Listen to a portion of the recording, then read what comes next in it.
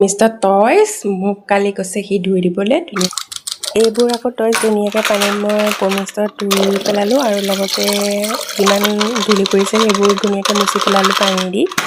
আৰু এয়া চুঙা চাউল ৰাতি সাজৰ বাবে এয়া চিকেন আছিলে আৰু ময়ো কেক এটা বনাবলৈ ৰেডি কৰি ল'লোঁ আৰু চিকেনৰ সৈতে আজি খাম বুলি এয়া ৰেডি হৈছোঁ আৰু পমিষ্টই গোটেই মোজা উলিয়াই ল'লে তাক বোলো ভৰোৱাচোন তুমি আৰু সেইবাবে সি ধুনীয়াকৈ ভৰাইছে আপোনালোকক হাঁহিও দিছে আৰু এয়া বিচনা পাৰিব লৈছোঁ আৰু শোৱাৰ আগতে যেন ইমানেই পমিষ্টই কাম কৰি থয় নহয় সকলোবোৰ কাম অজৰাই পেলাইহে শুব পাৰোঁ আৰু ইমান কেক এটা বনাই আছে আৰু ঠাণ্ডাৰ দিনত যেন ইমানেই কাপোৰৰ ৰুমটো চিডিল কৰিলোঁ চিডিল নহয় কাপোৰৰ পূজাৰ পৰা সৰু ল'ৰা ছোৱালী থাকিলে বেছি হয় আৰু এইবোৰ ইমানবোৰ কাপোৰ ৰেডি কৰি লৈছোঁ শুবৰ বাবে আৰু আপোনালোকে ৰাতি ভাত সাজ খালেনে আমি খালোঁ বাৰু আৰু আকৌ নেক্সট এটা ভিডিঅ'ত লগ পাম আজিলৈ আহিছোঁ গুড নাইট বাই বাই